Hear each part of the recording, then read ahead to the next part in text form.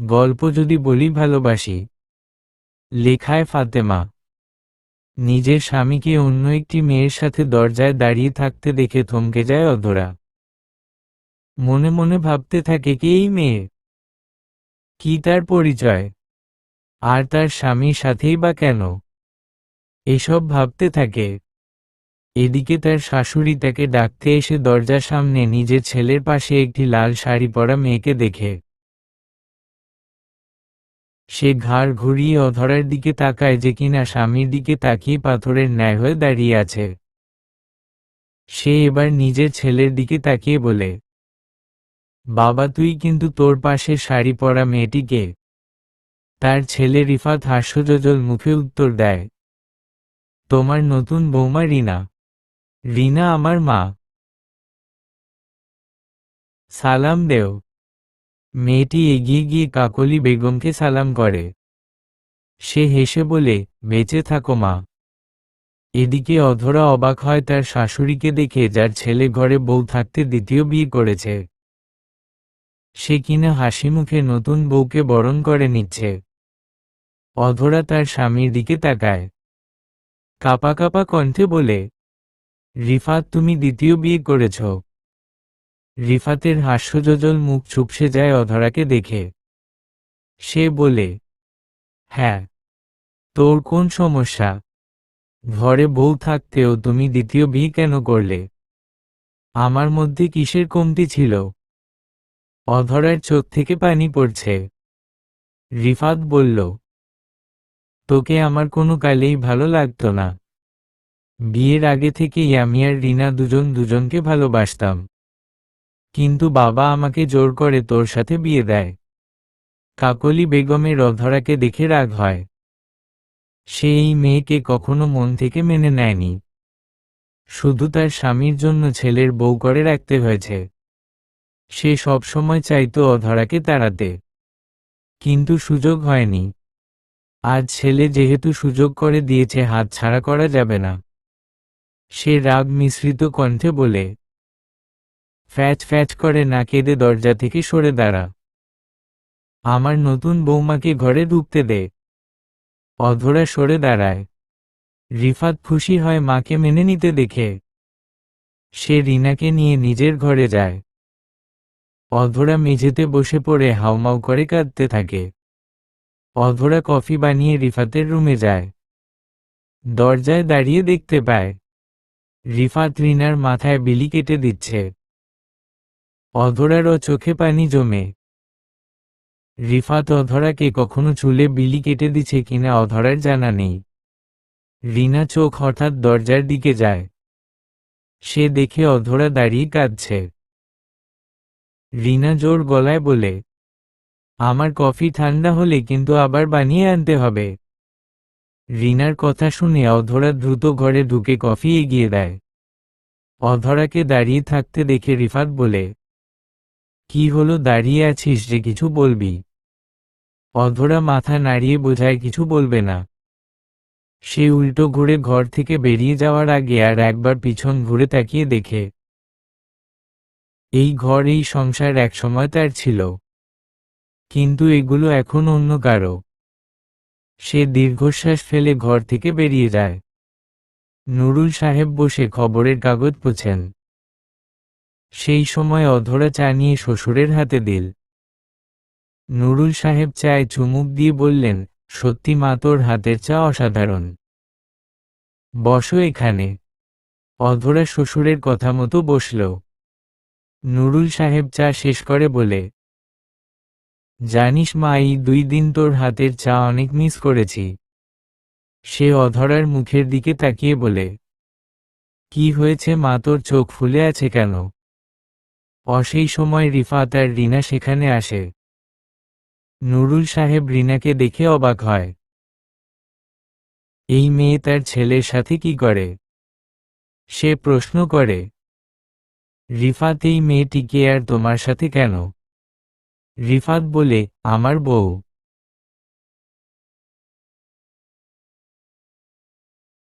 তোমার বউ মানে তুমি আবার বিয়ে করেছ? রিফাত নির্লিপ্ততা ভঙ্গিতে বলে, হ্যাঁ করেছি। নুরুল সাহেব এবার বুঝতে পারে অধরার চোখ মুখ ফোলা কেন। সে চিৎকার দিয়ে বলে, মশকরা পেয়েছো, ঘরে বউ থাকতে আবার বিয়ে করে নির্লজ্জের মতো বলছো। রিফাত ও সমানতালে জোরে চেঁচিয়ে বলে, তো কি করব? রিনাকে আমি ভালোবাসি। অধরার সাথে তুমি আমাকে জোর করে বিয়ে দিয়েছ, আর এখন আমি নিজের জীবনের সিদ্ধান্ত নিজে নিব। আমি অধরাকে পছন্দ করি না, আমি রিনার সাথে সংসার করতে চাই।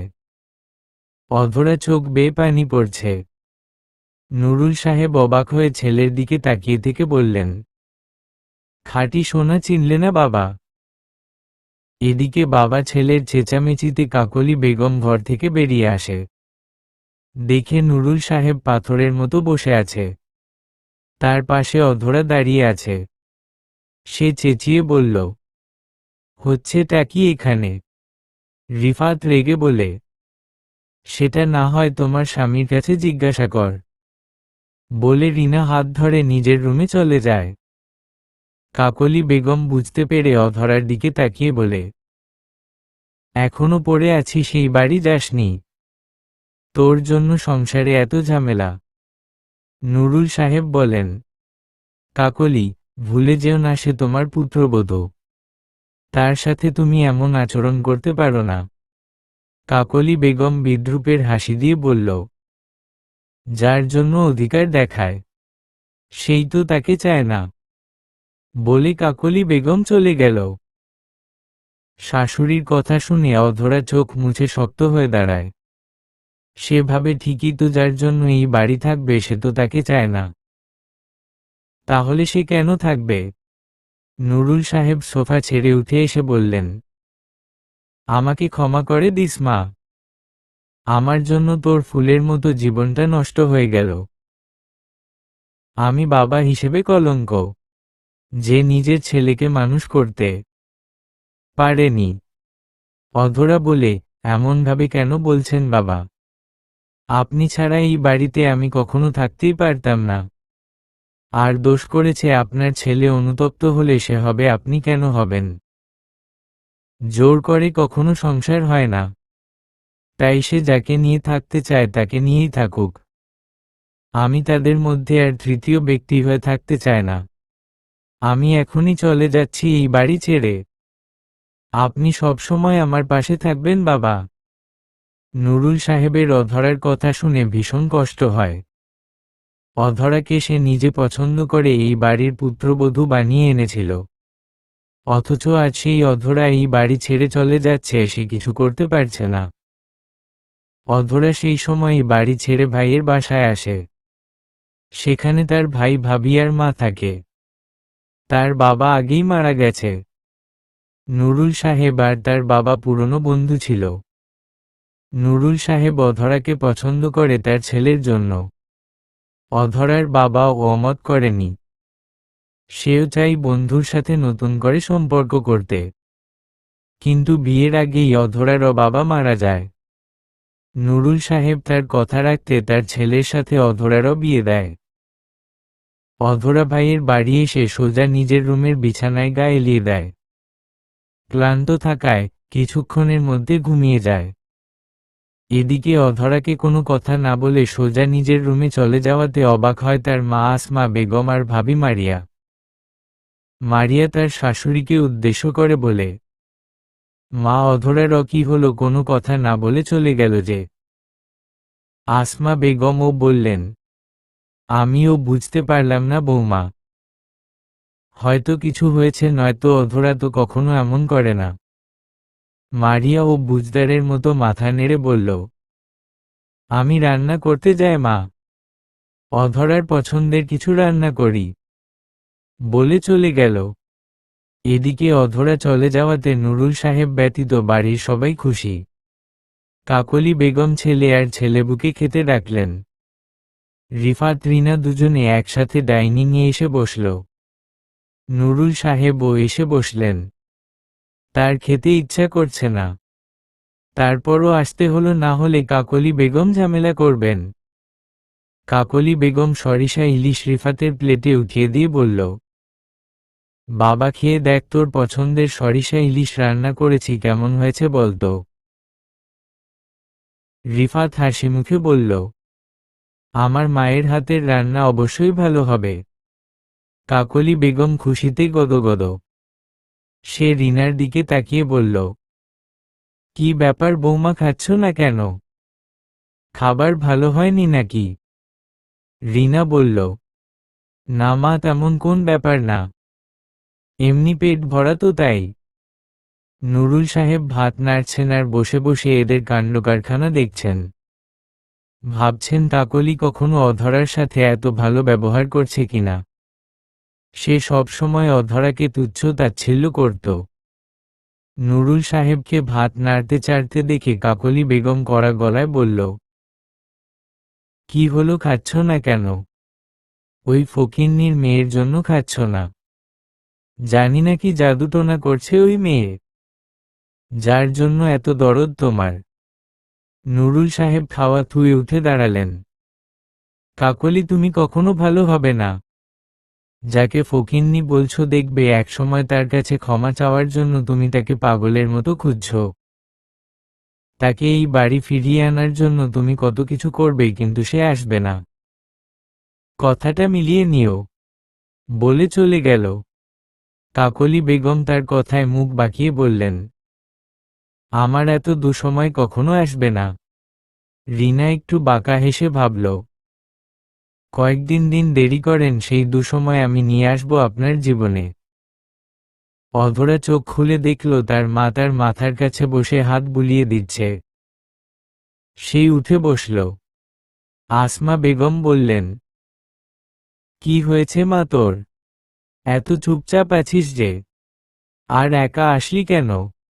জামাইকে নিয়ে আসতে পারতি। অধরা আবারও মায়ের কোলে মাথা দিয়ে শুয়ে পড়ল। শান্ত কণ্ঠে বলল, একেবারে চলে এসেছি। জামাইকে কেন নিয়ে আসব? আসমা বেগম অবাক হলেন মেয়ের কথায়। বললেন, একেবারে চলে এসেছিস মানে? রিফাত বিয়ে করেছে, সে তাকে নিয়ে সংসার করতে চায়, আমাকে ডিভোর্স দিয়ে দিবে, তাই চলে এসেছি। কথাগুলো বলতে অধরার কণ্ঠ কাঁপছিল। আসমা বেগম মেয়েকে জড়িয়ে ধরে, বুকের সাথে চেপে ধরে। অধরা তার মাকে জড়িয়ে ধরে কাঁদছে আর বলছে, আমি কি দোষ করেছিলাম মা, যে আমি সংসার করতে পারলাম না? রিফাত আমাকে কেন ভালোবাসল না? আমি কি ভালোবাসা পাওয়ার যোগ্য না? মারিয়া অধরাকে খাওয়ার জন্য ডাকতে এসেছিল, কিন্তু দরজার সামনে থেকে সব কথা শুনে দৌড়ে এসে জড়িয়ে ধরে অধরাকে। বলে, অধরা শান্ত হও, সব ঠিক হয়ে যাবে। তুমি কেন ওই নোংরা চরিত্রের রিফাতই ভালোবাসা পাওয়ার যোগ্য না? দেখবে ওর থেকেও ভালো কেউ তোমার জীবনে আসবে, সেদিন তুমি ওকে ধন্যবাদ জানাবে। বলে শক্ত করে জড়িয়ে ধরল। অধরা শুয়েছিল, তার মা আসে তাকে খেতে ডাকতে। আসমা বেগম, অধরা বলে ডাক দিলে অধরা চোখ খুলে তাকায়। চল মা, খেতে আয়, তোর ভাইয়া এসেছে, তোর জন্য অপেক্ষা করছে, দ্রুত চল। ভাই এসেছে শুনে অধরা উঠে বসল। মাকে বলল, তুমি যাও, আমি ফ্রেশ হয়ে আসছি। আসমা বেগম চলে গেলেন। অধরা ফ্রেশ হয়ে ডাইনিংয়ে আসল। সেখানে আসমা বেগম, অধরার ভাই অনিক আর ভাবি মারিয়া ছিল। সে গিয়ে অনিকের পাশে চেয়ার টেনে বসল। অনিক বোনের মাথায় হাত বুলিয়ে দিয়ে বলল, চিন্তা করিস না বোন, সব ঠিক হয়ে যাবে, আর আমরা আছি তো পাশে। মারিয়া সবাইকে ভাত বেড়ে দিল। অধরাও চুপচাপ বসে খেয়ে নিল। দেখতে দেখতে সপ্তাহ পেরিয়ে গেছে। অধরা টিভিতে বসে সিরিয়াল দেখছিল। পাশে মারিয়াও আছে। আসমা বেগম নিজের রুমে শুয়ে আছেন। এমন সময় কলিং বেল বাজল। অধরা উঠে গিয়ে দরজা খুলতে দেখল কোর্টের লোক দাঁড়িয়ে। লোকটি অধরার হাতে একটি খাম দিয়ে চলে গেল। দরজা আটকিয়ে ড্রংরুমে আসতেই মারিয়া বলল, কে এসেছিল অধরা? আর তোমার হাতে কিসের খাম? অধরা বলল, জানি না ভাবি, খুলে দেখতে হবে। অধরা খাম খুলে একটা লেটার হাতে নিল। লেটারে চোখ বুলাতেই অধরার চোখ থেকে আপনা আপনি পানি গড়িয়ে পড়ল। মারিয়া ও খেয়াল করেছিল, তাই সে অধরাকে শক্ত করে চেপে ধরে বসল। লেটারটি ডিভোর্স লেটার। সেখানে রিফাতের সাইন করা আছে। অধরা বুঝল তার আর রিফাতের 1 বছরের সম্পর্কের রীতি এখানেই। অধরা ভাবতেও পারিনি এত তাড়াতাড়ি রিফাত তাকে ডিভোর্স দিবে। রিফাত তাকে ভালোবাসেনি, কিন্তু অধরা তো তাকে ভালোবাসত। তাই হয়তো না চাইতেও চোখের পানি পড়ছে। আসমা বেগম পানি খাওয়ার জন্য বেরিয়ে এসেছিল। ড্রমরুমে মেয়েকে কাঁদতে দেখে আর তার হাতের কাগজ দেখে মারিয়াকে জিজ্ঞেস করল, কি হয়েছে? মারিয়া উত্তর দিল, রিফাত ডিভোর্স লেটার পাঠিয়েছে মা। আসমা বেগম শুনে মেয়ের দিকে তাকালেন। মেয়েকে উদ্দেশ্য করে বলল, এটা তো হওয়ারই ছিল অধরা। ভুল মানুষের জন্য তোমার চোখের পানি কেন নষ্ট করবে? সে তো তোমাকে ছেড়ে দিব্যি সুখে আছে। তুমি কেন তার কথা ভেবে কষ্ট পাচ্ছ? নিজেকে শক্ত কর, না হলে সবাই তোমাকে নরম ভেবে কষ্ট দিতে চাইবে। কথাগুলো বলে আসমা বেগম হেঁটে নিজের ঘরে চলে গেলেন। তারও কষ্ট হচ্ছে মেয়ের জন্য, কিন্তু মেয়েকে শক্ত কথা না বললে সে বুঝবে না। অধরা মায়ের কথা শুনে চোখ মুছে নড়েচড়ে বসল। মারিয়াকে বলল, ভাবি একটা কলম দেও তো। মারিয়া কলম এনে দিলে সে ডিভোর্স পেপারে সাইন করল। মনে মনে প্রতিজ্ঞা করল ভুল মানুষের জন্য আর চোখের পানি ফেলবে না। ড্যাশ। রাতে অনিক বাসায় আসলে মারিয়া সব খুলে বলল। অনিকের খারাপ লাগলো ছোট বোনটার গায়ে ডিভোর্সি ট্যাগ লেগে গেল। রাতে ডিনারের সময় অধরা সবাইকে উদ্দেশ্য করে বলল, তোমাদের সবাইকে আমার কিছু বলার আছে। অনিক মুখ তুলে বলল, বল। অধরা নড়েচড়ে বসে বলল, আমি জব করতে চাই। আসমা বেগম কিছু বলতে গেলে অনিক ইশারায় থামায় দেয়।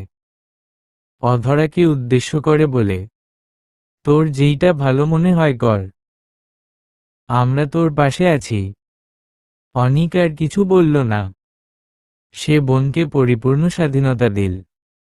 সে চায় অধরা বাইরের জগৎটাকে চিনুক, ভালো মন্দ বুঝুক। অধরাও মনে মনে সিদ্ধান্ত নিল, সে আর নরম থাকবে না। নিজেকে নতুন করে তৈরি করবে। নতুন করে আবারও অধরা নিজেকে সাজাবে। নতুন একটা সকালের সূচনা ঘটেছে। মানুষ নিজ নিজ কাজে ব্যস্ত হয়ে পড়েছে। অধরা তার রুমে প্রয়োজনীয় কাগজপত্র ফাইলে ঢুকাচ্ছে। অধরা রেডি হয়ে মা ও ভাবির কাছ থেকে বিদায় নিয়ে ইন্টারভিউয়ের উদ্দেশ্যে বের হলো। এদিকে কাকলি বেগমের শরীর খারাপ লাগায় সে উঠে নাস্তা বানাতে পারেনি। রিনাও ঘুম থেকে উঠেনি। ক্ষুধায় কাকলি বেগমের পেট ছুঁচু করছে। সে সহ্য করতে না পেরে রিনাকে ডাকতে গেল। বৌমা, ও বৌমা, কোথায় তুমি? ঘুম থেকে উঠোনি? রিনা শুয়ে শুয়ে রিলস দেখছিল। শাশুড়ির ডাকে বিরক্ত হয়ে বলল, কি হয়েছে, এইভাবে ডাকছেন কেন? চিৎকার দিয়ে ঘুম ভাঙিয়ে দিয়ে এখন বলছে ঘুম থেকে উঠোনি। কাকলি বেগম রিনার ব্যবহারে একটু কষ্ট পেল বোধহয়। সে বলল, সকালের নাস্তা বানাবা না? খুব ক্ষুধা লাগছে, তাড়াতাড়ি কিছু বানাও। রিনা মুখ বাঁকিয়ে বলল, আমার এখন ভালো লাগছে না। আপনি কিছু বানিয়ে খান। আর এমনিতেও আমি এই বাড়ির বউ, কোনো চাকরানি না যে রান্না বাড়া করব। কাজের জন্য কোনো লোক রেখে দিন। কাকলি বেগম রিনার কথা শুনে অবাক হয়ে তাকিয়ে থাকল। এখন মনে হচ্ছে এর থেকে সহজ সরল অধরাই ভালো ছিল। তাকে হাজার বেশি কথা বললেও সে চুপ করে থাকত। তাদের রান্না করে খাওয়াত। এত কিছু ভাবার পরও কাকলি বেগমের অধরার জন্য মন গলল না। সে ধীর পেয়ে হেঁটে ড্রংরুম পেরিয়ে কিচেনে যাওয়ার সময় দেখল নুরুল সাহেব বসে আছেন। তাকে দেখামাত্র বলল, কি আদরের বৌমা, রেঁধে খাওয়ার না? এইটা অধরা না যে সকাল সকাল উঠে রেঁধে খাওয়াবে। তোমার ক্যাচ ক্যাচ শুনবার পরও মেয়েটা কখনো অভিযোগ করেনি। তারপরও সবসময় তোমার ভালো চেয়েছে। কাকলি বেগম বললেন, চুপ কর তো, নতুন বউ এত তাড়াতাড়ি রান্নাঘরে যায় নাকি? সময়ের সাথে সব ঠিক হয়ে যাবে। আর কথায় কথায় অধরারও উদাহরণ দিবা না, মনে থাকে যেন। বলে চলে গেল। অধরা কাঁধের ব্যাগ শক্ত করে ধরে একমনে হেঁটে যাচ্ছে। তার মনোযোগ কোথায় সে নিজেও জানে না। হঠাৎ একটা গাড়ির সামনে চলে আসে সে। সাথে সাথে গাড়ি ব্রেক করে। অধরা নিচে পড়ে যায়। অধরার পড়ে যাওয়ার কারণে হাঁটু হাতের কোণই ছুলে গেছে। সেই উঠে দাঁড়াতে পারছে না। এমন সময় গাড়ি থেকে একটি যুবক বেরিয়ে এসে অধরার সামনে দাঁড়াল। অধরাকে উঠতে সাহায্য করার জন্য হাত বাড়িয়ে দিল। কেউ একজন অধরার সামনে হাত বাড়িয়ে আছে দেখে অধরা ছেলেটির দিকে চোখ তুলে তাকালে হালকা কেঁপে উঠল। কালো ফর্মাল ড্রেসআপে ছেলেটি, শ্যামলা মুখে, হালকা চাপ দাড়ি। দেখতে বেশ সুদর্শন। যে কোনো মেয়ে এক দেখাতে প্রেমে পড়ে যাবে। অধরাকে উঠতে না দেখে ছেলেটি বলল, এই যে মিস, এত কি ভাবছেন, উঠে পড়ুন।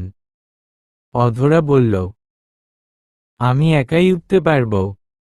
শুনে ছেলেটি নিজের হাত গুটিয়ে নিল। অধরা উঠতে গেলে হাঁটুতে ব্যথা পাওয়ার কারণে পড়ে যেতে নিলে ছেলেটি দ্রুত তাকে ধরে ফেলে। অধরার ওদিকে তাকিয়ে বলল, বেশি পাকামি করলে এমনই হয়। অধরা কোনো কথা বলল না। ছেলেটি এবার বলল, চলুন আপনাকে নিয়ে হাসপাতালে যায়। যেইভাবে পড়ছেন তাতে মনে হয় বেশি ব্যথা পেয়েছেন। অধরা বাদ সিধে বলল, আপনাকে ধন্যবাদ এত সাহায্য করার জন্য। আমি এখন হাসপাতালে যেতে পারবো না, আমার ইন্টারভিউ আছে। ছেলেটি বলল, কোন কোম্পানিতে? অধরা বলল, এই কোম্পানিতে। ছেলেটি অধরাকে বলল, আপনি যদি চান আমার সাথে যেতে পারেন, আমিও ওই দিকে যাচ্ছি। এমনিতেও আপনার পায়ের যেই অবস্থা, একা যেতে পারবেন না। অধরা ও দ্বিমত করল না। ছেলেটি ঠিক বলেছে, এই অবস্থায় সে একা যেতে পারবে না। অধরা গাড়ির পিছনের সিটে গিয়ে বসল।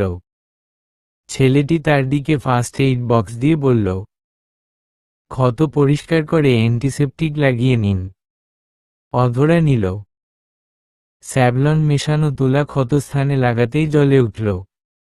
সে দাঁতে দাঁত চেপে সহ্য করল। ওয়েটিং রুমে বসে আছে অধরা। তার ইন্টারভিউ এর জন্য এখনো ডাক পড়েনি। তখন পায়ে অ্যান্টিসেপটিক লাগানোর কারণে হেঁটে আসতে পেরেছে। সে বসে বসে ভাবছে, এত লোকের মাঝে সে কি চাকরিটা পাবে, নাকি এমনি এত কষ্ট করে এখানে আসল। এর মধ্যে অধরাকে ইন্টারভিউ এর জন্য ডাকল। সে কেবিনের ভিতর ঢুকল। এমডির চেয়ারে তখনকার ছেলেটিকে দেখে সে অবাক হল।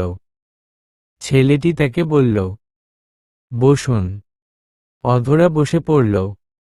তার সিভি ছেলেটির দিকে এগিয়ে দিল। ছেলেটির পাশে নেমে প্লেটে নাম লেখা রয়েছে ফাইয়াজ আহমেদ। সে বেশ কয়েকবার নামটি আওড়াল। ফাইয়াজ সিভির দিক থেকে চোখ সরিয়ে অধরার দিকে তাকিয়ে বলল, নাম কি? অধরা নড়েচড়ে বসে বলল, সিদরাতুল অধরা। ফাইয়াজ অধরাকে কিছু প্রশ্ন করল। সবগুলোর উত্তর দিতে না পারলেও বেশ কয়েকটির উত্তর করল সে। অধরার ওদিকে সিভিটি এগিয়ে দিয়ে ফাইয়াজ বলল, সিভি তো ভালোই আছে। আপনাকে রাতে কল করে জানানো হবে চাকরিটা হয়েছে কিনা। অধরা উঠে দাঁড়ালো। দরজা পর্যন্ত গিয়ে পিছন ফিরে তাকাতেই ফাইয়াজের সাথে চোখাচোখি হতেই সে দ্রুত পায়ে কেবিন থেকে বেরিয়ে গেল। রাতে অধরা নিজের রুমে শুয়ে পুরনো কথা মনে করছিল। সে তো একটু সুখে সংসার করতে চেয়েছিল, কিন্তু দিন শেষে ডিভোর্সই ট্যাগ পেল। কথাগুলো ভাবতে ভাবতে অধরার চোখ থেকে পানি পড়ল। সেই সময় তার ফোনটা বেজে উঠল। সে বালিশের পাশে থেকে ফোন নিয়ে রিসিভ করে কানে ধরতেই অপাশ থেকে একজন পুরুষ বলল, মিস অধরা, আপনার চাকরিটা কনফার্ম। আপনি আগামীকাল থেকে জয়েন করবেন। অধরা ভীষণ খুশি হল। তার কারো উপর নির্ভরশীল হওয়া লাগবে না। সে নিজের ঘর থেকে বের হয়ে ড্রং রুমে গেল। মা আর ভাবি দুইজনকে ডাকল। মারিয়া শাড়ির আঁচলে হাত মুছতে মুছতে জিজ্ঞেস করল, কি হয়েছে অধরা, তুমি এত খুশি যে? অধরা বলল, ভাবি, আমার চাকরিটা হয়ে গেছে। আসমা বেগম মেয়ের খুশি দেখে নিজেও খুশি হলেন। রিফাত বসে আছে মায়ের ঘরে। কাকলি বেগম ছেলের পাশে বসে বললেন, বাবা, তুই তো জানিস আমার টাইম টু টাইম খেয়ে ওষুধ নিতে হয়। তারপর আবার কোনো কাজও করতে পারি না। মাকে যদি একটু বলতিস রান্নাটা করতে। রিফাত মাথা নেড়ে বলল, ঠিক আছে, আমি রিনাকে বলবানি। রিনা এদিকে নিজের রুমে পায়চারি করছে। না জানি শাশুড়ি রিফাতকে কি কান পড়া দিচ্ছে। কিছুক্ষণ পরে রিফাত রুমে আসল। রিনা তাকে দেখে বলল, মা তোমাকে এতক্ষণ ধরে কি বলছিল? রিফাত শার্টের বোতাম খুলতে খুলতে বলল, কিছু বলছিল না, এমনি। রিনা বলল, আমি জানি, নিশ্চয়ই আমার কথা বলছিল। রিফাত বলল, দেখো রিনা, মায়ের শরীর অসুস্থ। মা এখন আর রান্না করতে পারে না। তুমি তো কতদিন হয়ে গেল এই বাড়ি এসেছ, এখন অন্তত রান্না তো করতে পারো। রিফাতের কথায় রিনার শরীর জ্বলে উঠল। সে রাগ মিশ্রিত কণ্ঠে বলল, আমি তোমাদের বাড়ি বান্দি খাটার জন্য আসিনি। আর আমাকে যদি অধরা মনে করো তাহলে সম্পূর্ণ ভুল হবে। আমি মডার্ন মেয়ে, এইসব রান্না বাড়া আমি করতে পারবো না। মায়ের জন্য যদি এত কষ্ট হয়, কাজের লোক রেখে দিলে তো পার। রিফাত আর কিছু বলল না, শুধু শুধু ঝামেলা করে লাভ নেই। আজ অধরার কথা তার মনে পড়ছে। এই যে সে না খেয়ে এখনো রয়েছে, অথচ রিনা ফোন নিয়ে পড়ে আছে। একটিবার ও জিজ্ঞেস করল না খেয়ে আসছে কিনা। আর অধরা হলে এতক্ষণে তার জন্য কিনা কি করত। ভেবে দীর্ঘশ্বাস ফেলে শুয়ে পড়ল রিফাত। অধরা সকাল সকাল ঘুম থেকে উঠে নামাজ পড়ে বেকনিতে গিয়ে দাঁড়িয়েছে। এই সকালের ঠান্ডা বাতাস দেহ ঠান্ডা করে দেয়। সে কিছুক্ষণ দাঁড়িয়ে থেকে কিচেনে গেল, যেখানে মারিয়া রুটি বানানোর জন্য প্রস্তুতি নিচ্ছে। অধরাকে সকাল সকাল কিচেনে দেখে মারিয়া জিজ্ঞেস করল, এত সকালে কিচেনে, যে রাতে ঘুম ঠিকঠাক হয়েছে তো? অধরা মাথা নেড়ে বলল, হয়েছে, তোমার কাজে সাহায্য করতে আসলাম। মারিয়া বলল, তোমার কিছু করা লাগবে না, তুমি মায়ের কাছে গিয়ে বসো। অধরা বলল, না ভাবি, আজকে আমি রুটি বানাবো, তুমি ছেঁকে দেও। মারিয়া জানে অধরাকে না করলে শুনবে না, তাই সে অধরাকে রুটি বানাতে দিল। অধরা অফিসের উদ্দেশ্যে বেরিয়েছে। বাড়িতে আসমা বেগম আর মারিয়া আছে। মারিয়া শাশুড়ির পাশে বসে বলল, মা, দেখছেন অধরা সহজ হতে শুরু করেছে। আসমা বেগম বললেন, হুমং, তা তো দেখছি। দুজন বসে কিছুক্ষণ গল্প করল। অধরা অফিসে কাজ করছে। একেবারে ফাইয়াজের কেবিনের সামনে অধরার টেবিল। ফাইয়াজ কাজের ফাঁকে ফাঁকে অধরাকে দেখছে। এই মেয়েটাকে দেখলে তার এক অন্যরকম অনুভূতি হয়। অধরা দেখতে নজরকাড়া সুন্দর। ফর্সা শরীরে কালো চুড়িদারে তাকে দেখতে আরো বেশি সুন্দর লাগছে। ফাইয়াজ শেষবার তাকালে অধরার সাথে চোখাচোখি হতেই সে চোখ নামিয়ে নেয়। আর একবারও তার দিকে তাকায় না। রাত 12টা। ফাইয়াজ বেকনিতে বেতের চেয়ারে বসে আছে। দৃষ্টি তার আকাশের দিকে। ঘুম আসছিল না তার। চোখ বন্ধ করলে অধরারও মুখটা ভেসে উঠছে। ফাইয়াজ একা একা বিড়বিড়িয়ে বলে, কি জাদু করলে মেয়ে, চোখের ঘুম পর্যন্ত কেড়ে নিলে। নতুন একটা সকালের সূচনা ঘটেছে, সাথে কিছু মানুষ নতুন করে জীবন সাজাচ্ছে। মানুষ নিজ নিজ কাজে ব্যস্ত হয়ে পড়েছে।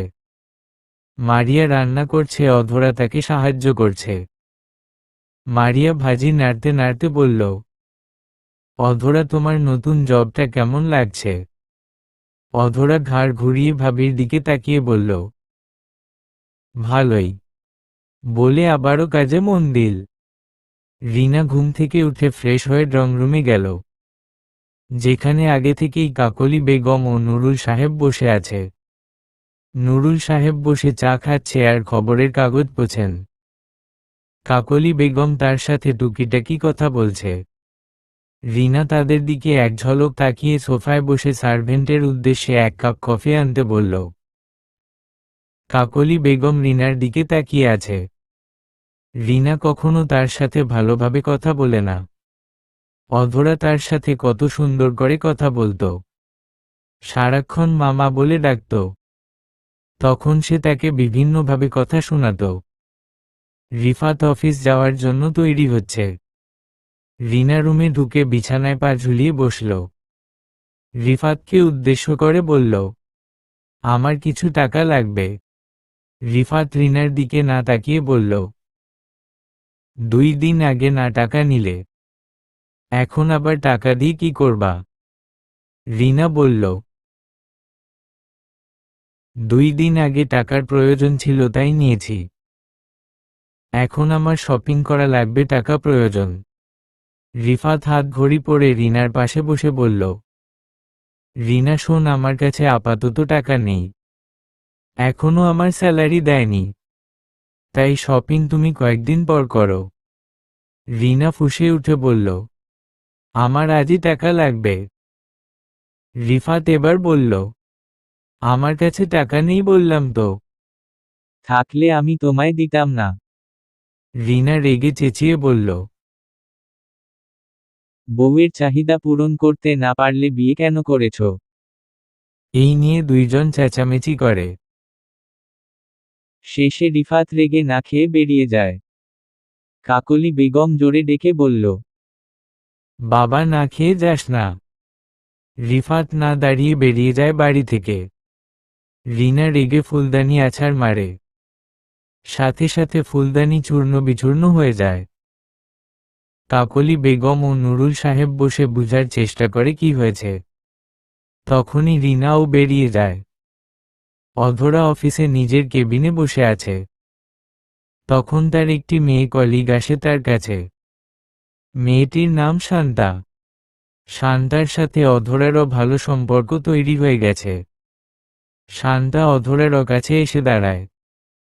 হাতের কফির কাপ অধরার দিকে এগিয়ে দিয়ে নিজের কাপে চুমুক দেয়। অধরাও কফি নিয়ে তার সাথে সাথে চুমুক দিয়ে বলে, কি ব্যাপার, কাজ শেষ? আজকে তোমাকে একটু বেশি খুশি লাগছে, ব্যাপার কি? শান্তা মুচকি হেসে বলে, বাড়িতে আমার বয়ফ্রেন্ডের কথা বলেছিলাম, বাবা মা রাজি হয়েছে। সামনের শুক্রবার তাদের বাড়ি থেকে আমাকে দেখতে আসবে। অধরারও মন খারাপ হয়। সে রিফাতকে ভীষণ ভালোবাসত, অথচ রিফাত তাকে কখনো বুঝার চেষ্টা করল না। তাকে ভাবতে দেখে শান্তা বলল, কি ভাবছো অধরা? আর তোমার মন খারাপ কেন? অধরা মুখে হাসি টেনে বলল, তেমন কিছু না। আচ্ছা, এই খুশিতে ট্রিট দিবা না? শান্তা বলল, অবশ্যই। অফিস শেষে আমরা সামনের রেস্টুরেন্টে যাব, ওকে? ফাইয়াজ তার কেবিনে বসে সব দেখছিল। অধরার মন খারাপের কারণ সে বুঝতে পারল না। তখনই তার অ্যাসিস্ট্যান্ট মেহেদি তার কেবিনে আসল। ফাইয়াজকে উদ্দেশ্য করে বলল, স্যার, মেয়েটির ব্যাপারে সব জানা গেছে। অধরার বিয়ে হয়েছিল রিফাত নামের একটি ছেলের সাথে। ছেলেটি অধরা থাকা অবস্থায় আরেকটা বিয়ে করে। ছেলেটি যাকে বিয়ে করেছে সে একটা বাজে মেয়ে। টাকার জন্য ছেলেদের সাথে ভালোবাসার অভিনয় করে। এর সাথেও তাই করছে। অধরার সাথে রিফাতের ডিভোর্স হয়েছে কিছুদিন আগে। ফাইয়াজ মনোযোগ দিয়ে সব শুনে। কিছু একটা ভেবে মুখে হাসি ফুটে। শান্তা আর অধরা অফিস থেকে বেরিয়ে সামনের রেস্টুরেন্টে বসেছে। শান্তা তাদের পারিবারিকভাবে মেনে নেওয়ায় খুশি হয়ে ট্রিট দেয়। অধরা শান্তার খুশিতে খুশি হয়। তারপরও নিজের কথা ভেবে মনটা একটু খারাপ হয়। এদিকে ফাইয়াজ অধরার সম্পর্কে সব জেনে একটু স্বস্তি পায়। অধরার বিয়ের কথা শুনে তার দম আটকে আসছিল। কিন্তু যখন শুনল অধরা সেই সম্পর্কে এখন আর নাই, তখন শান্ত হলো। কিন্তু অধরারও অতীত শুনে তার কষ্ট হয়। সে মনে মনে ভাবে, আল্লাহ হয়তো তাকে একটা সুযোগ দিয়েছে অধরাকে নিজের করে নেওয়ার জন্য। পরের দিন অধরাকে ফাইয়াজ নিজের কেবিনে ডাকে। অধরা একটু অবাক হয়। নিজেকে সামলে সে ফাইয়াজের কেবিনের সামনে দাঁড়িয়ে দরজায় নক করে। ভিতর থেকে ফাইয়াজ বলে, কামিং।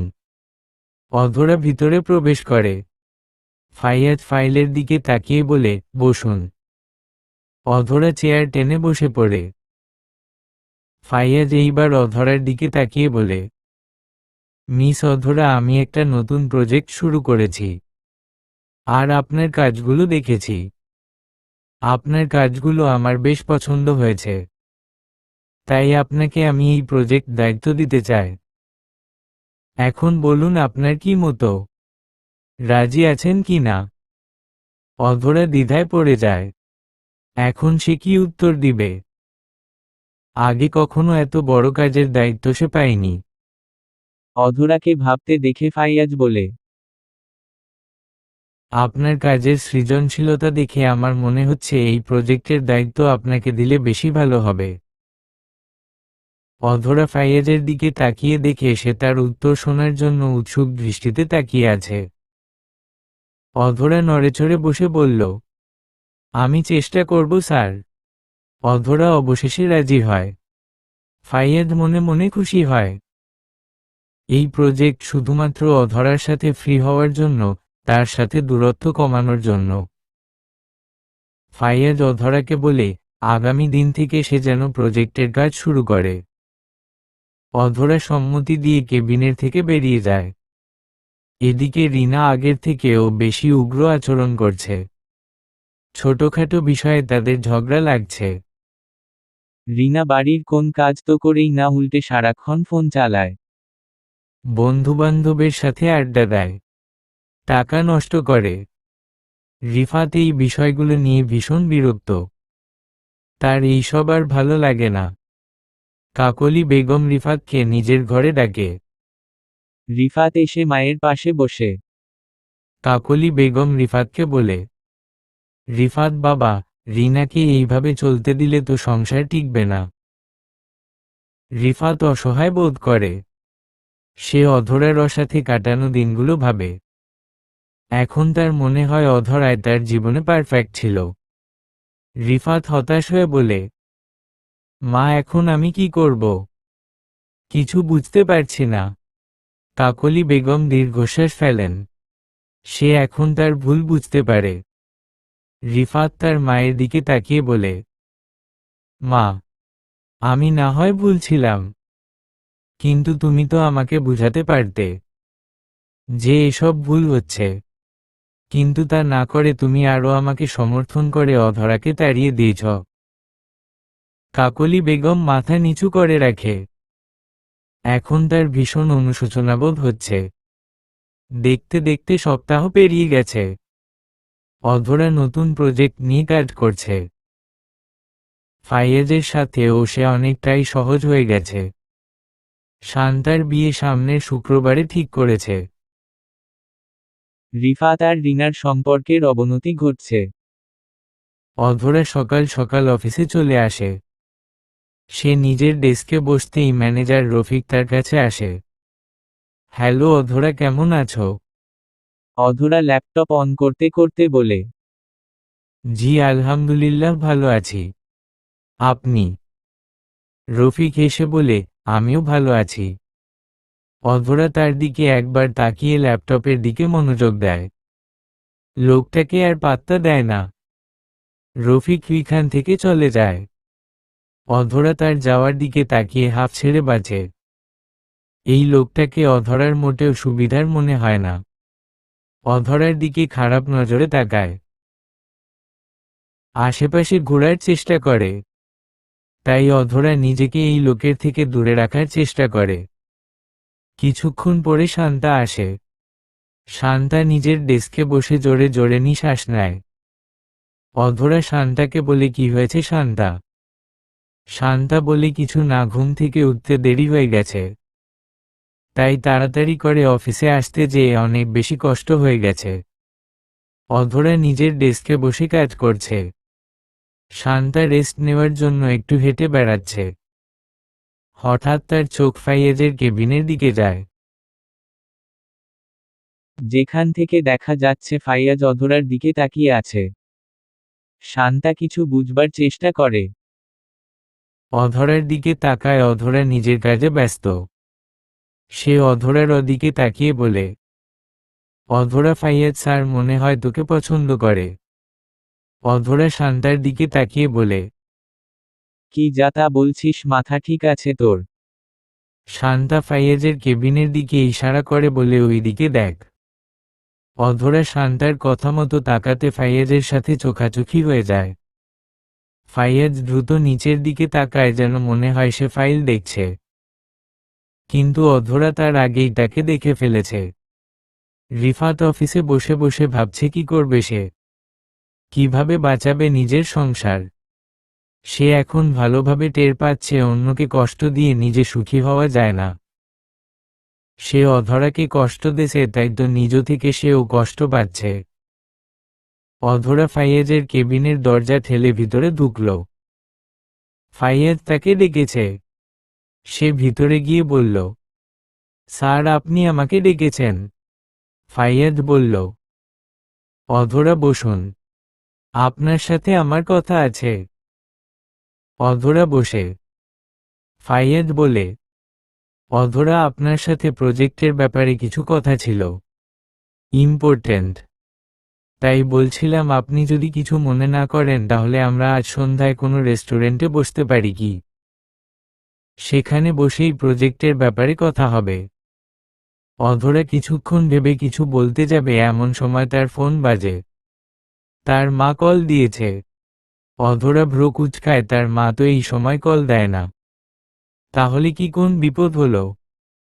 সে ফাইয়াজের দিকে তাকিয়ে বলে, এক্সকিউজ মি স্যার, বলে সে ফোন নিয়ে কেবিনের একপাশে গিয়ে রিসিভ করে। রিসিভ করতেই আসমা বেগমের কণ্ঠস্বর শুনতে পায়। সে বলছে, অধরা তুই একটু ছুটি নিয়ে বাড়ি আয় মা। মারিয়ার কি জানি হয়েছে, ও অজ্ঞান হয়ে গেছে। অনিককে কল দিচ্ছি, লাইনে পাচ্ছি না। অধরা সব শুনে মাকে বলে, ঠিক আছে আমি ছুটি নিয়ে আসছি, বলে কল কেটে দেয়। ফাইয়াজের কাছে গিয়ে বলে, স্যার আমার ইমার্জেন্সি ছুটি লাগবে। আমার ভাবি অসুস্থ, তাকে নিয়ে হাসপাতালে যেতে হবে। আর আপনার সাথে আজ রেস্টুরেন্টে যেতে পারছি না বলে দুঃখিত। ফাইয়াজ অধরাকে বলে, কোনো ব্যাপার না, আপনি যান। আপনার ভাবি কেমন আছে জানাবেন। অধরা কৃতজ্ঞতা প্রকাশ করে চলে আসে। তার ভাবিকে নিয়ে হাসপাতালে যায়। ডাক্তার টেস্ট করে জানায় সে মা হতে যাচ্ছে। এই খবর শুনে সবাই খুশি হয়। অধরা তো খুশিতে ভাবিকে জড়িয়ে ধরে বলে, থ্যাংক ইউ ভাবি এত সুন্দর একটা উপহার দেওয়ার জন্য। মারিয়া হেসে দেয়। আসমা বেগম মেয়ের খুশি দেখে ভাবছেন তার মেয়ের সংসার যদি না ভাঙত তাহলে সেও এমন মা হতো। অনিককে জানানো হয়নি, মারিয়া নিজে জানাবে তাই বলেছে। অধরা একপাশে গিয়ে ফাইয়াজকে কল দিয়ে বলে, তার ভাবি সুস্থ আছে আর সে আজকে রেস্টুরেন্টে যাবে। রেস্টুরেন্টে সামনাসামনি বসে আছে অধরা ফাইয়াজ। ফাইয়াজ কফি অর্ডার দেয়। কিছুক্ষণ তারা প্রজেক্টের ব্যাপারে কথা বলে। অধরা ফুপি হওয়ার খুশিতে ট্রিট দেয়। শেষে ফাইয়াজ গলা ঝেড়ে অধরার উদ্দেশ্যে বলে, অধরা, আমি আপনাকে কিছু বলতে চাই। অধরা কপাল কুঁচকে তাকায়, এখন আবার কি বলবে? ফাইয়াজ অধরার সামনে হাঁটু গেড়ে বসে বলে, অধরা, আমি আপনাকে ভালোবাসি। আপনাকে আমার জীবনসঙ্গী বানাতে চাই। অধরা কিছুক্ষণ তাকিয়ে থাকে। তার হার্টবিট দ্রুত ওঠানামা করছে। সে ভাবতেও পারেনি ফাইয়াজ এমন কিছু করবে। তখনও ফাইয়াজ তার সামনে বসে আছে। অধরা ঢোক গিলে বলে, আমার অতীত সম্পর্কে আপনি জানেন না স্যার। আমি ডিভোর্সি। আপনি একজন অবিবাহিত ছেলে, আমার মতো ডিভোর্সি সাথে আপনার মানায় না। ফাইয়াজ উঠে দাঁড়ায়, সে জানতো এমন কিছু হবে। অধরাকে বলে, আপনার অতীত আমি জানতে চাই না অধরা। আর কে বলল আমাদের মানায় না? আপনি বিশ্বাস করেন আপনার আর আমার জুটি হবে শ্রেষ্ঠ জুটি? আমি আপনার অতীতে কে ছিল সেটা জানতে চাই না। আপনার বর্তমান এবং ভবিষ্যৎ আমি হতে চাই। অধরা উল্টো ঘুরে দাঁড়ালো। বলল, আপনি কেন আমার মতো ডিভোর্সিকে পছন্দ করছেন? আপনি একটা ভালো মেয়ে রিজার্ভ করেন। আপনার সাথে আমার সটাটাস মিলে না। অধরার কণ্ঠ কাঁপছিল, সে আবারও বলে, আপনি কেন আমাকে পছন্দ করেন? ফাইয়াজ অধরাকে বলল, যদি বলি ভালোবাসি, তাহলে কি বলবেন? আমি আপনার সম্পর্কে সব জেনেই ভালোবাসি বলছি। আর কি বললেন সটাটাস? সটাটাস মিললেই কি ভালোবাসা যায়? আপনি হয়তো ভয় পাচ্ছেন আমিও যদি রিফাতের মতো হয়, তাই তো? সবাইকে একরকম ভাববেন না অধরা। সে আপনার ভালোবাসা উপলব্ধি করতে পারেনি। আপনার ভালোবাসার মূল্য বুঝিনি। আমি আপনাকে নিয়ে নতুন করে সংসার সাজাতে চাই। আমি কথা দিচ্ছি অধরা, আপনাকে কখনো কষ্ট পেতে দেব না। ফাইয়াজ আর কিছু বলার আগে অধরা কাঁদতে কাঁদতে রেস্টুরেন্ট থেকে বেরিয়ে যায়। ফাইয়াজ ধপ করে বসে পড়ে। এখন তার অসহ্য লাগছে। অধরাকে সে অনেক বেশি ভালোবেসে ফেলেছে। অধরা নিজের ঘরে গিয়ে ভিতর থেকে দরজা আটকে দেয়। বিছানায় মুখ গুজে শুয়ে পড়ে। সে আগে থেকেই ভয় পাচ্ছিল এমন কিছু হলে সে কি করে সামাল দিবে। কথায় আছে না, যেখানে বাঘের ভয় সেখানেই সন্ধ্যা হয়। অধরার ক্ষেত্রেও এমনটাই ঘটেছে। এদিকে মারিয়া দরজার সামনে হা হয়ে দাঁড়িয়ে আছে। সে বোঝার চেষ্টা করছে কি হলো। মারিয়া দরজা আটকে দিয়ে অধরার ঘরের দিকে পা বাড়ায়। অধরা দরজায় নক করলে মারিয়া খুলে দেয়। অধরাকে কিছু বলার আগে সে দ্রুত নিজের ঘরে চলে যায়। মারিয়া অধরারও দরজার সামনে দাঁড়িয়ে অধরাকে ডাক দেয়। অধরা, দরজা খোলো, কি হয়েছে তোমার? ভাবির ডাক শুনে অধরা ওয়াশরুমে গিয়ে চোখে মুখে পানি দিয়ে বেরিয়ে এসে দরজা খুলে দেয়। নিজে গিয়ে বিছানায় বসে পড়ে। মারিয়া ভিতরে ঢুকে অধরার দিকে তাকায়, যে বিছানায় পা ঝুলিয়ে বসে আছে। চোখ মুখ কেমন ফোলা ফোলা লাগছে। মনে হচ্ছে কেঁদেছে। মারিয়া অধরার পাশে বসে তার মাথায় হাত বুলিয়ে দিয়ে বলে, কি হয়েছে অধরা, তুমি কাঁদছো কেন? কেউ তোমাকে কিছু বলেছে? অধরা বলে, কই না, কিছু না তো। মারিয়া অধরাকে বলে, আমার কাছে লুকিয়ে লাভ নেই, কি হয়েছে বলো। অধরা মারিয়াকে জড়িয়ে ধরে সব খুলে বলে। মারিয়াও অবাক হয়ে যায়। সে অধরাকে বলে, তোমার যেইটা ভালো মনে হয় সেইটা কইরো। এই সামান্য বিষয় নিয়ে কাঁদে নাকি কেউ? এখন আমাকে বুদ্ধি দেও, তোমার ভাইকে কিভাবে সারপ্রাইজ দিব। মারিয়া এই কথাটা শুধুমাত্র অধরার মন ঘোরাতে বলল। অধরা চোখ মুছে বুদ্ধি দিতে লাগল। নুরুল সাহেব কপালে এক হাত দিয়ে চোখ বুজে শুয়ে আছেন। কাকলি বেগম পাশে বসা। তার মুখে চিন্তার ছাপ। সে নুরুল সাহেবকে উদ্দেশ্য করে বললেন, আমার ছেলেটা দেখছো কেমন শুকিয়ে গেছে। আগের মতো নেই। এই মেয়েটা আমার ছেলের এই অবস্থা করেছে। কেমন উচ্ছৃঙ্খল মেয়েকে বিয়ে করেছে, যার মধ্যে ভদ্রতার ভটুকু নেই। দুজনের মধ্যে সবসময় ঝামেলা লেগে থাকে, কিছু বলাও যায় না। আবার নুরুল সাহেবকে বললেন, আচ্ছা তুমি কিছু করো না, কতদিন আর এভাবে চলবে? আমার ছেলের ভবিষ্যৎ আছে তো, এই মেয়েকে নিয়ে অন্তত সংসার হবে না। নুরুল সাহেব শুয়ে শুয়ে স্ত্রীর কথা শুনছিলেন। এবার সে মুখ খুললেন, বললেন, আমি কি করব? তোমাদের মা ছেলের ব্যাপারে গিয়ে আমি কি করব? তোমাদের ব্যাপারে তোমারই ভালো বুঝো। আর সব থেকে বড় কথা, সে বুঝে শুনে এই মেয়েকে বিয়ে করেছে। নতুন করে আরও একটি দিনের সূচনা ঘটেছে।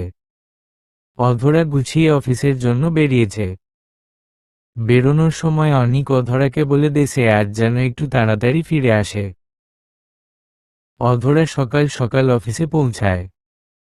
সে নিজের ডেস্কে গিয়ে বসে। সে অফিসে শুধুমাত্র রফিককে দেখে। হঠাৎ তার মনে ভয় জেঁকে বসে। এই লোকটাকে দেখলে তার ভয় করে। অধরা মোবাইল বের করে শান্তাকে ফোন দেওয়ার জন্য, কিন্তু তার আগেই রফিক তার সামনে এসে দাঁড়ায়। অধরার দিকে বাঁকা হেসে বলে, কেমন আছো অধরা? তোমাকে কেমন যেন লাগছে, ভয় পেয়েছো নাকি? অধরা ভেতরে ভেতরে ভয় পেলেও সাহস করে বলে, ভালো আছি। আর ভয় পাবো কেন? রফিক হঠাৎ অধরারও হাত চেপে ধরে বলে, তুমি আমার থেকে দূরে দূরে থাক কেন অধরা? তুমি বোঝো না আমি তোমায় ভালোবাসি। আমি তোমাকে অনেক সুখে রাখব। অনেক ভালোবাসবো। তুমি আমার ভালোবাসা স্বীকার করো। অধরা হাত ছাড়ানোর চেষ্টা করছে, বলছে, হাত ছাড়ুন। আপনি আমার হাত ধরছেন কেন? ছাড়ুন বলছি। ভালো হবে না কিন্তু। দুজনের মধ্যে ধস্তাধস্তি চলে। এক পর্যায়ে রফিক অধরার চুলের মুঠি চেপে ধরে বলে, খুব অহংকার তোর, ভাব দেখাস আমায়। এতক্ষণ খুব ভালো করে কথা বলছিলাম, এখন আর না। সোজা আঙুলে ঘি না উঠলে আঙুল বাঁকা করতে হয়। আজ দেখি তোরে কে বাঁচায়। অধরা রফিকের সাথে পেরে উঠছে না। তার চোখ বেয়ে পানি গড়িয়ে পড়ছে। অফিসে ও কেউ আসেনি। অধরা আজ একটু বেশি সকালে চলে এসেছে। এমন সময় ফাইয়াজ অফিসে আসে একটা গুরুত্বপূর্ণ কাজে। ভিতরে ঢুকতেই সে অবাক হয়ে যায়। রাগে চোয়াল শক্ত হয়ে যায় তার। শার্টের হাতা গোটাতে গোটাতে তাদের দিকে এগিয়ে যায়। পিছন থেকে রফিকের কলার ধরে টেনে সামনে দাঁড় করায়। মুখ বরাবর পাঞ্চ মারে। ইচ্ছামতো রফিককে মারে। রফিকের নাক মুখ দিয়ে রক্ত বের হচ্ছে। সে রফিকের কলার ধরে টেনে অধরার সামনে দাঁড় করায়। তোর সাহস কি করে হলো আমার ব্যক্তিগত জিনিসের দিকে চোখ তুলে তাকানোর? তোরে আগে ও আমি সাবধান করছি, নজর ঠিক রাখো, নয়তো চোখের জায়গা থাকবে না। অধরা চুলগুলো ঠিক করে মাথায় কাপড় টেনে দাঁড়িয়ে আছে। ফাইয়াজ অধরাকে বলে, অধরা ওকে কষে কয়েকটা চড় মারুন। অধরা এগিয়ে যায় রফিকের সামনে, দাঁড়িয়ে ঠাস করে দুই গালে দুইটা চড় মেরে বলে, মেয়েদের নরম ভাবিস না। তোর মতো নষ্ট লোকের আমরা মেয়েরা সমাজে অবহেলিত। সে আরো দুইটা চড় মারে। রফিক কিছু বলার অবস্থায় নেই। সে নেতিয়ে পড়ছে। ফাইয়াজ তার অ্যাসিস্ট্যান্টকে ডেকে বলে একে হাসপাতালে নিয়ে যেতে, না হলে এ মরে যাবে। অধরা দাঁড়িয়ে দেখছিল সব। ফাইয়াজ তার হাত ধরে ওয়াশরুমে বেসিনের সামনে নিয়ে ট্যাপ ছেড়ে দেয়। হাত ট্যাপের নিচে ধরে হ্যান্ডওয়াশ দিয়ে হাত ডলে ধুতে থাকে। যেখানে রফিক ধরেছিল। অধরা ফাইয়াজের দিকে তাকিয়ে থাকে। হাত ধোয়া শেষে ফাইয়াজ অধরার ওদিকে একবার তাকিয়ে অন্যদিকে তাকিয়ে বলে, আপনার আজ অফিসে থাকা লাগবে না, বাসায় গিয়ে রেস্ট করুন, বলে চলে যায় ফাইয়াজ। অধরা তার যাওয়ার দিকে তাকিয়ে থাকে, তারপর নিজেও বেরিয়ে যায়। অধরা অফিস থেকে বেরিয়ে রিকশা নিয়ে বাড়ির দিকে রওনা দেয়। তার বুক এখনো ধুকপুক করছে। সে ফাইয়াজের হঠাৎ আগমন ও রাগ দেখে অবাক হয়। অধরা নিজের হাতের দিকে তাকিয়ে দেখে এই হাতে ফাইয়াজের ছোঁয়া লেগে আছে। অধরার কেমন একটা অনুভূতি হচ্ছে, যেই অনুভূতি আগে কখনো হয় নাই। অধরা বাসায় ফিরে নিজের ঘরে চলে যায়। মারিয়া অধরাকে আসতে দেখে তার ঘরে যায়। অধরার ঘরে গিয়ে দেখে অধরা বিছানায় চুপচাপ বসে আছে। কি হয়েছে, অধরা এত তাড়াতাড়ি ফিরে আসলে যে? মারিয়া উদ্বিগ্ন হয়ে প্রশ্ন করে। অধরা সব মারিয়াকে খুলে বলে।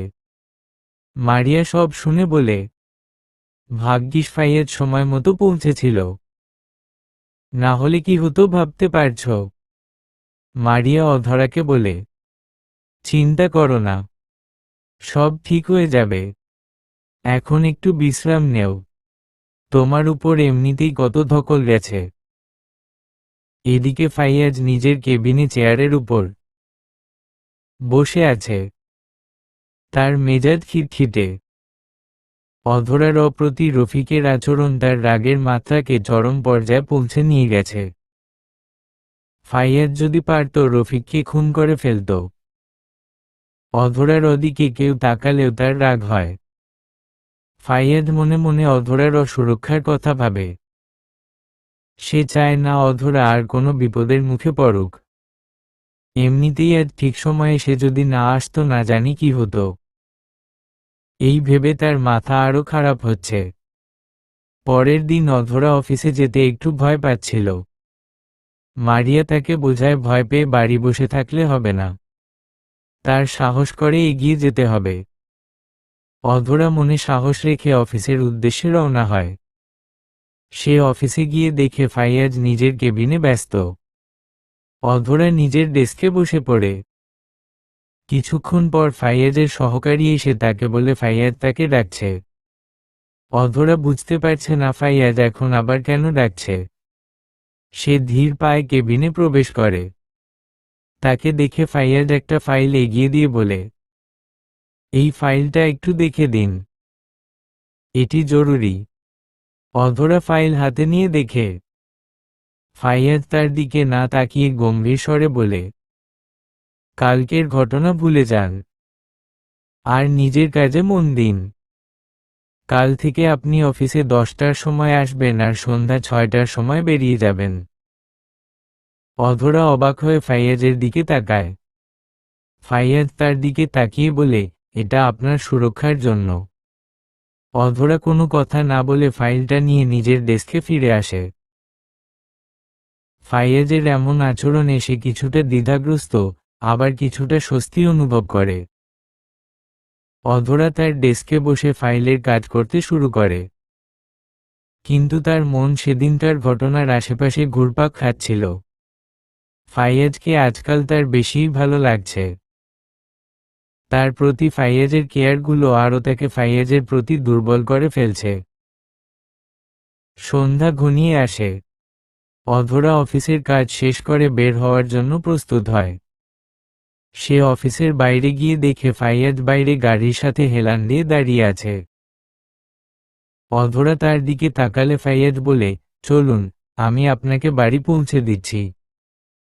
অধরা অবাক হয়ে বলে, না, থাক, আমি রিকশা নিয়ে চলে যাব। ফাইয়াজ দৃঢ় কণ্ঠে বলে, আমি বলেছি আমি পৌঁছে দেব, চলুন। অধরা আর কোনো কথা না বলে ফাইয়াজের সাথে বের হয়। ফাইয়াজের গাড়িতে করে অধরা বাড়ি ফেরে। সারাটা পথ তাদের মধ্যে তেমন কোনো কথা হয় না। ফাইয়াজ অধরাকে বাড়ির সামনে নামিয়ে দেয়। অধরা গাড়ি থেকে নেমে ফাইয়াজকে বাড়ির ভিতর আসতে বলে। ফাইয়াজ বলে অন্য একদিন আসবে। অধরা বাড়ির দিকে যাওয়ার জন্য পা বাড়ায়। যাওয়ার আগে পিছনে ঘুরে একবার দেখে ফাইয়াজ তার যাওয়ার দিকে তাকিয়ে আছে।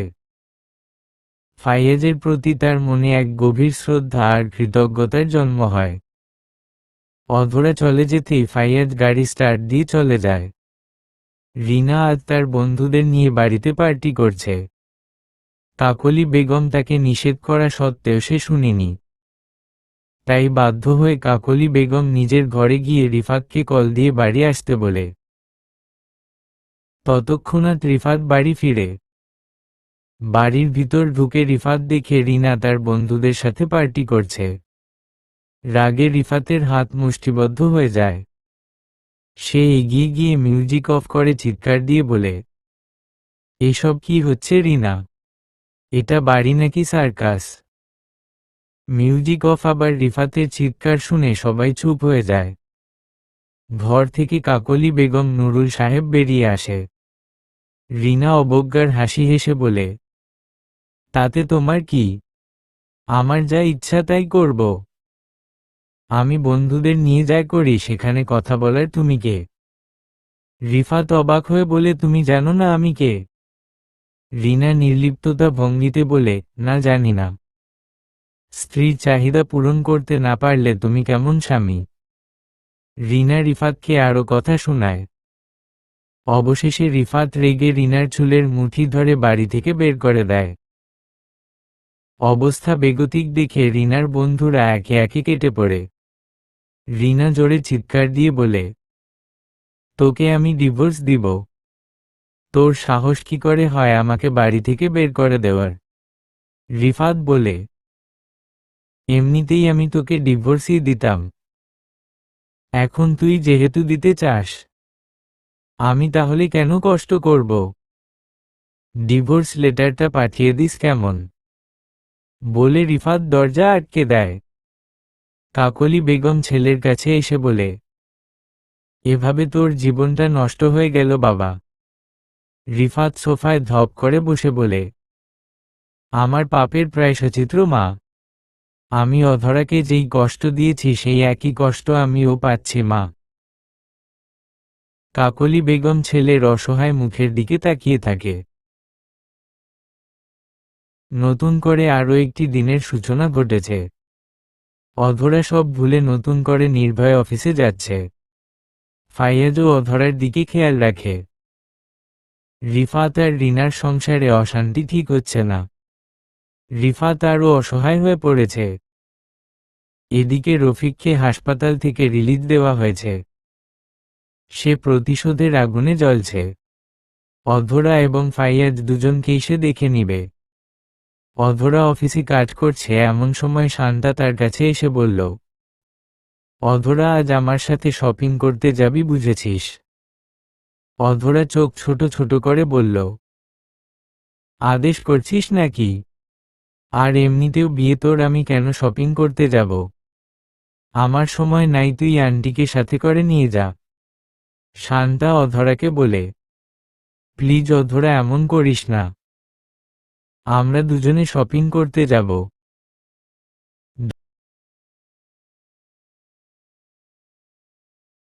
দরকার হলে আমি স্যারের কাছে দুজনের ছুটি নিয়ে নেব।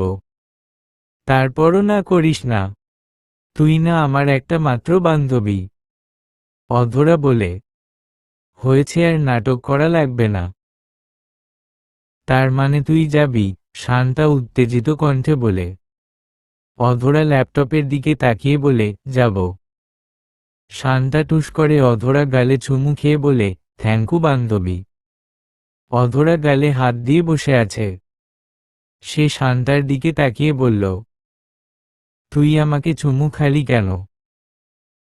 তোর দেখছি চরিত্রে সমস্যা আছে। ওয়েট, তোর হবু বরকে বলতে হবে যে তার বউয়ের চরিত্রে সমস্যা আছে। শান্তা নিজের ডেস্কের দিকে যেতে যেতে বলে, বল সমস্যা নেই। বিকালের দিকে অধরা আর শান্তা শপিং করতে যায়।